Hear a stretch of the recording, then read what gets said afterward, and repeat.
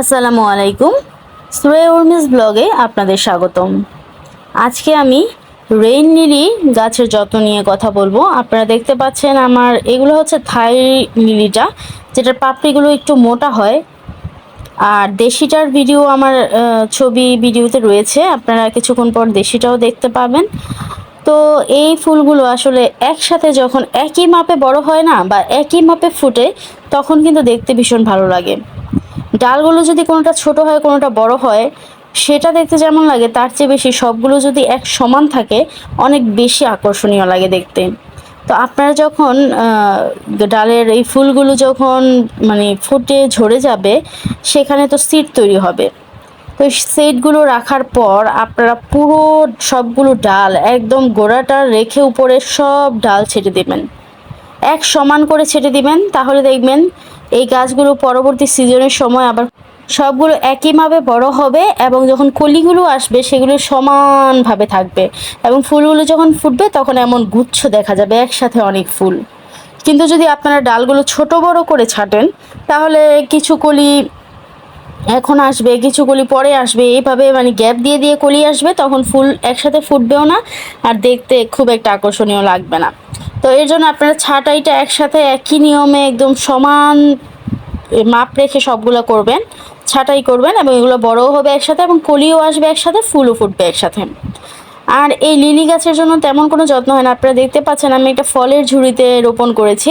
তো এই ফলের ঝুড়িতে রোপণ করলে কি হয়, এই গাছগুলো কিন্তু দুইভাবে বড় হয়, জন্ম হয়। এক হচ্ছে সিড থেকে হয়, আরেক হচ্ছে এটা তো নিচে আপনার কন্দ থাকে, রসুনের মতো কন্দ থাকে, সেই কন্দ ধীরে ধীরে বৃদ্ধি পায়।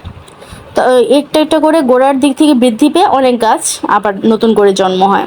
তো আপনারা একটা বড় ঝুড়িতে বা কিছুতে রোপণ করতে চেষ্টা করবেন, যেন এই গাছের আরও নতুন নতুন করে চারা জন্মাতে সুবিধা হয়। আমার এটা হচ্ছে থাই লিলি, ইয়েলো কালারের থাই লিলি। এটা আমি একটা ছোট টবে রোপণ করেছি। তো এটা থেকে সিড নিয়ে আমি আবার অন্য জায়গায় করছি, কিন্তু এটা কিন্তু খুব বেশি কন্দ থেকে বাড়তে পারবে না, কারণ স্পেস খুবই কম।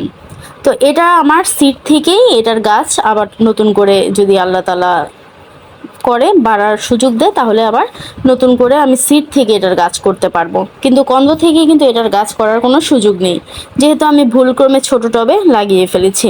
এসব গাছগুলো কিন্তু বড় হয়ে গেলে ট্রান্সফার করাটা অনেক কষ্ট। অনেক সময় দেখা যায় যে কন্দ থেকে গাছটা ছিঁড়ে আসে, বিভিন্ন রকমের সমস্যা হতে পারে।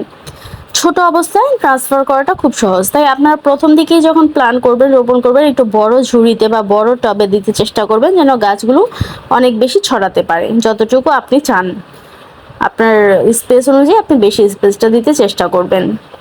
আর এই গাছের মাটি তৈরির ক্ষেত্রে আপনারা একটু যদি সিলেকশন বালু বা গোবর মিশ্রিত মাটি, বালি, এগুলো মিক্সড করে দেন, তাহলে কিন্তু কন্দগুলো দ্রুত ছড়াতে পারবে। আর যদি শুধু মাটি দেন, তাহলে কিন্তু ঠেসে থাকবে, মাটির ভিতরে খুব একটা কিন্তু বায়ু চলাচল করতে পারে না। তো ঠেসে থাকবে, আর সেই ক্ষেত্রে কন্দগুলো খুব দ্রুত কিন্তু বৃদ্ধি পাবে না। তো আপনারা যদি একটু বালু আর সিলেকশন বালু মিক্সড করে দেন, তাহলে কিন্তু মাটিটা অত ঠেসে থাকবে না, মাটিটা হালকা থাকবে, সেক্ষেত্রে কন্দগুলো খুব দ্রুত ছড়াতে পারবে। আর আপনারা সবচেয়ে বেশি মানে ফুল ছাড়ার পর, চলে যাবার পর, যখন নাকি গাছগুলো খালি হবে, পাতাগুলো হলুদ হয়ে আসবে, তখন কিন্তু আপনারা চেষ্টা করবেন একই মাপে একদম গোড়া থেকে সবগুলো ডাল ছেটে দিতে। তাহলে দেখবেন পরবর্তীতে আপনারা আশানুরূপ এই গাছ থেকে ফুল পাবেন। ডাল ছেটে দিলে গাছের গোড়ালির শক্তি বৃদ্ধি পায়। আশা করি আমার ভিডিওটি আপনাদের কাছে ভালো লেগেছে। আপনারা প্লিজ আমার চ্যানেলটি সাবস্ক্রাইব করবেন এবং আমার চ্যানেলের পাশে থাকবেন। আসসালামু আলাইকুম।